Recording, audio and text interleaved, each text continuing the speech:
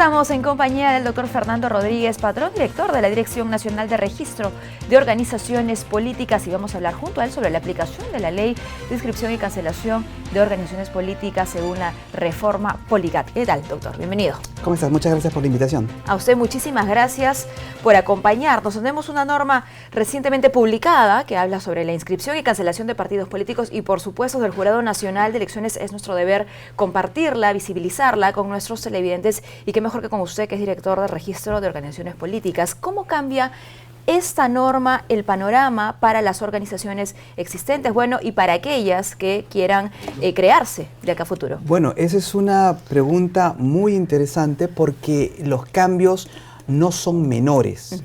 Aquí habría que hacer una distinción entre las normas que van a ser aplicables a las agrupaciones políticas que quieran inscribirse de aquí en adelante y las que ya están inscritas, ¿no? Las principales modificaciones vamos a tratarlas para las que se pretenden inscribir. Muy bien, las que van a empezar de cero. Exactamente, los que el día de hoy están recién buscando un consenso mínimo ciudadano para comprar un kit electoral ante la OMP.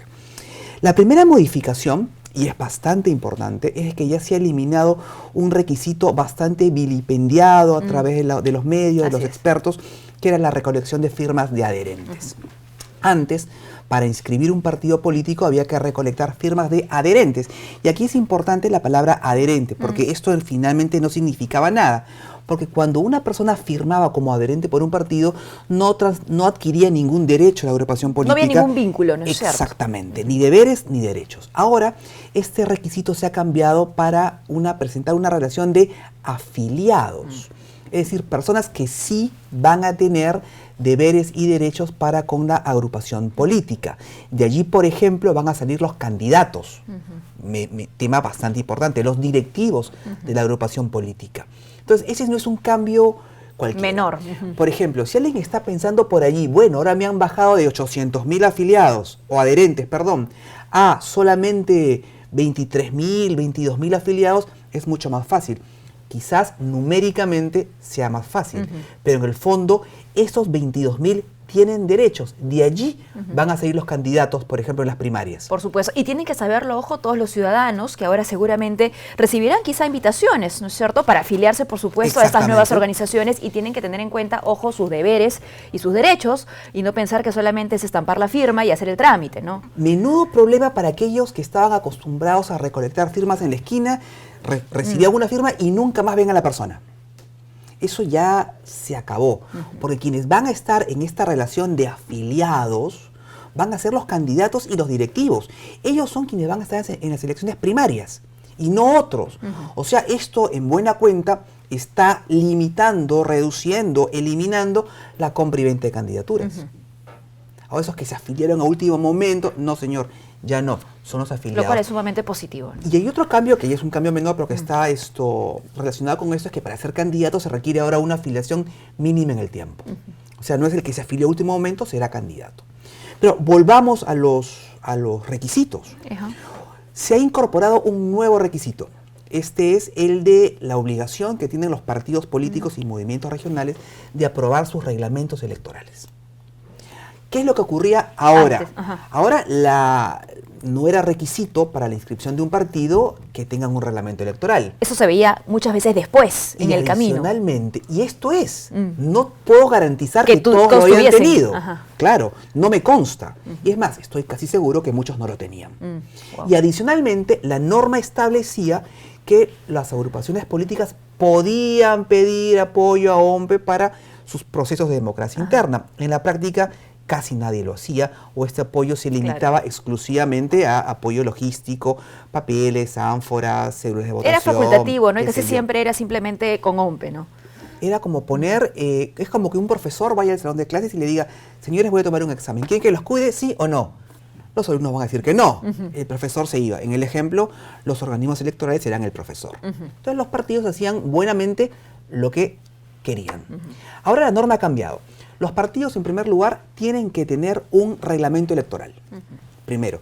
Y en segundo lugar, este reglamento electoral va a tener que ser aplicado necesariamente por los organismos electorales. ¿Por qué? Porque en una norma paralela, no la que estamos comentando el día de hoy, también ya se ha regulado la obligatoriedad de las elecciones primarias abiertas, simultáneas y obligatorias. Allí van a intervenir los organismos electorales, cada quien de acuerdo a sus funciones, y en lo que corresponde al jurado será la resolución de conflictos. Esos conflictos se verán resolver según lo que establezca el estatuto partidario y principalmente este reglamento electoral. Bueno, y que se espera además que haya menos controversia y por lo tanto menos conflictos que resolver también. Y ahí, por supuesto. De respetar la norma. Bueno, eso es el fin. Para hablar del beneficio, digamos. Correcto. Menos problemas. Pero acá hay otro tema que es colateral a lo que estamos mencionando. Estas primarias van a ser sumamente importantes porque requieren de una participación mínima. Para que un partido pueda postular, o sea, participar finalmente en la elección, requiere que sus primarias cuenten cuando menos con el 1,5% del total de electores. Yo no sé cuánto es actualmente el padrón electoral, digamos que son 30 millones. Claro. Por poner un ejemplo, no, 25 millones. Por poner un ejemplo, un número redondo. Es menos, ¿correcto? Pero digamos que son 25 millones. En las primarias de cada partido, para que pueda presentarse en las elecciones generales, que son las que vienen, se requería que en esa primaria participe cuando menos el 1,5% de los ciudadanos del Perú. Todos vamos a tener que votar. Menuda importancia que va a tener este reglamento electoral. Claro que sí, ¿no? Y el trabajo que va a acarrear, ¿no? de campaña, de convocatoria también a los ciudadanos para que escojan ir a esa organización y no a otra. Exactamente. Ya quedará al tema reglamentario, pues, cómo se va a ejercer este derecho, por cuántos candidatos puedo votar, inclusive si podría votar por más de un partido. Eso se verá en su momento, bueno, porque la norma aún no lo ha definido. No lo ha detallado. Correcto. Un tercer cambio, y tampoco es un cambio menor, es la vigencia de los kits electorales. La norma hasta el día de ayer establecía que quien compra un kit electoral tiene un plazo de 2 años desde que lo compra para recolectar las firmas de adherentes que ya se han suprimido y presentar la documentación en el jurado. Ahora ese plazo se ha reducido. ¿Cuál es el plazo ahora? 1 año. 1 año ya no para recolectar firmas de adherentes, un plazo para afiliar. ¿Y dónde se van a afiliar? En los formatos que el registro va a aprobar. Es decir, estos formatos que la OMPE incorporaba en los kits electorales ya han dejado de tener validez o vigencia. ¿Por qué? Porque la propia norma establece que las afiliaciones se van a dar en los formatos, fichas, que el registro aprobará oportunamente. ¿Y cuál sería el escenario para aquellas organizaciones que están de repente a mitad de trámite?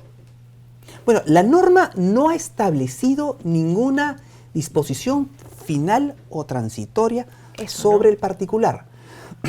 Entiendo yo que las partidas, los kits adquiridos por quienes quieren conformar un partido político, mucho más les va a convenir la nueva norma. Es decir, claro, retroceder quizá ya no y tienen que adaptarse conseguir 80, retroceder sí, pero ya no tienen que conseguir 800.000 firmas de adherentes. Ahora pasan a 23.000, 22.000. Habrá que fijar con precisión cuál es el número exacto de afiliados. Porque, reitero, la norma no ha establecido ese supuesto. Debería entenderse entonces que la norma que se ha publicado ayer es de aplicación inmediata, ¿no? A partir de hoy. Así es. Otro tema que es importante sobre estas afiliaciones es de que el jurado va a tener que ejercer una función fiscalizadora permanente. ¿Y esto por qué es tan importante? Porque si un partido llega a perder el número de afiliados mínimo que fija la norma durante su vida partidista, es decir, si bajé de los 23.000, por poner nuevamente un número redondo, porque el número exacto es 23.465, algo así, si baja del número de afiliados, se sanciona la agrupación política. ¿Cómo? Suspendiéndola. Y quien está suspendido no puede participar en una elección. Y quien no participe en una elección pierde su inscripción. Lo que ahí viene la cancelación. Lo que la ley dice que no se puede suspender cuando ya se ha convocado un proceso. Ok. Es decir, se convoca el día de hoy a una elección, a partir de hoy en adelante ya no se puede suspender. La fiscalización viene antes igual, ¿no es cierto?, de la convocatoria. Pero quienes fueron suspendidos antes de la convocatoria, esa suspensión sí le puede ser aplicable en la medida que no levanten la causal de subsanación. Que no subsanen y consigan nuevos afiliados. Exactamente, exactamente. Bueno, otro de los cambios que establece la norma es que ha generado una nueva posibilidad que le ha denominado de integración.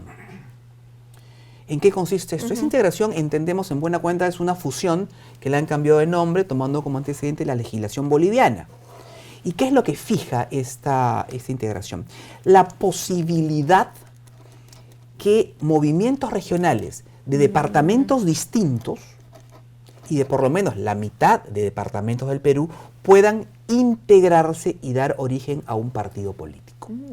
Es decir, por poner un ejemplo, un movimiento regional de Tumbes, otro de Piura, Lambayeque, La Libertad, etcétera, 13 o más departamentos, se integren y den origen a un partido político. Esta es una figura novedosa en el Perú y entiendo que va a requerir una serie de acuerdos entre 13 agrupaciones políticas. Ciertamente esto no va a ser a priori muy sencillo, pero es una de las posibilidades, igual, ¿no? Exactamente, para, entiendo, reducir por un lado el número de partidos políticos, el número de movimientos regionales, y por otro fortalecer a los partidos, porque este partido que se estaría integrando nace de por lo menos 13 regiones del Perú.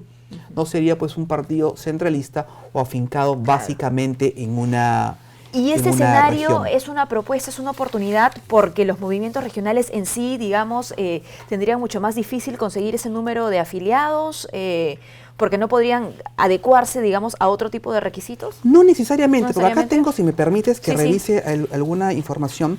El número de afiliados que requeriría un movimiento regional para inscribirse es menor igual, ¿no? Es menor, pero no es tanto. Por ejemplo, hay departamentos, en el caso de Piura, donde se requiere 13.500 afiliados.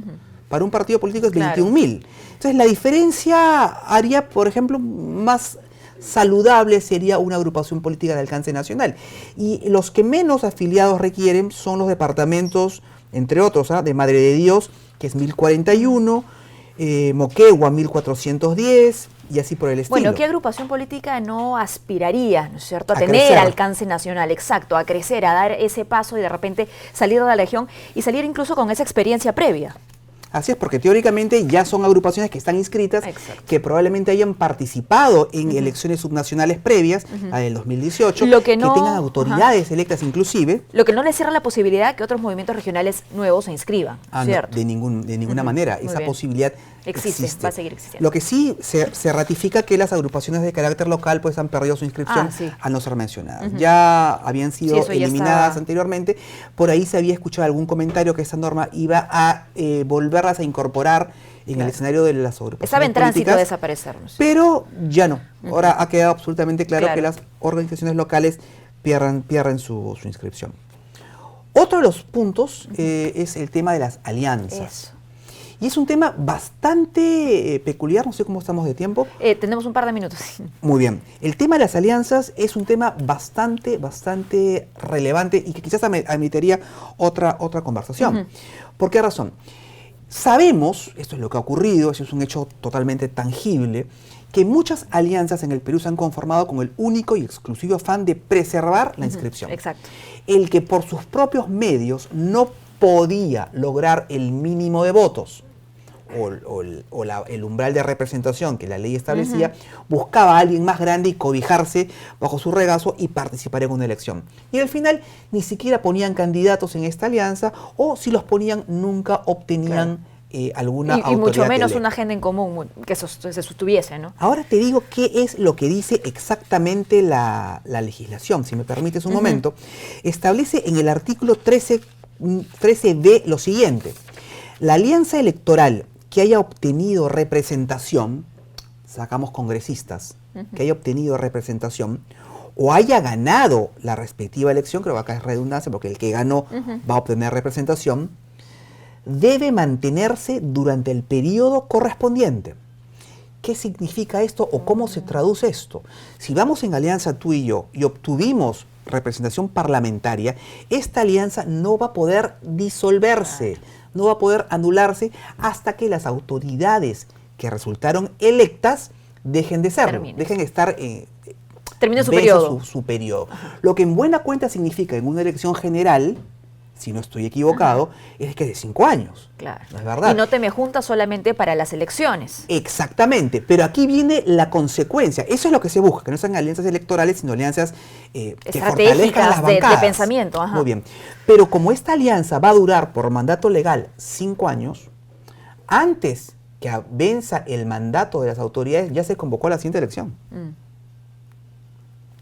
Estamos hablando de un casi para siempre. Es prácticamente, tú lo has dicho. Tú lo has dicho. A no ser que queramos romper, ¿no es cierto? Y empezar de cero nuevamente. Pero la norma dice que la alianza tiene una duración en la medida, va a ser la misma duración que la de las autoridades electas. Entonces, eso implicaría lo que tú has señalado. Dejar un periodo además libre y perder con ello inscripción hasta esperar una nueva convocatoria de elecciones. Sería un supuesto. Vamos a ver cómo madura la interpretación normativa o cómo se haría en la práctica, ¿no? Muy bien, muchísimas gracias, doctor, por habernos acompañado. Ha sido sumamente detallista en la explicación y claro, que es lo más importante porque eso es lo que necesitamos ahora los ciudadanos, entender a qué se refieren estas 4 reformas que se han llevado ya a cabo aquí.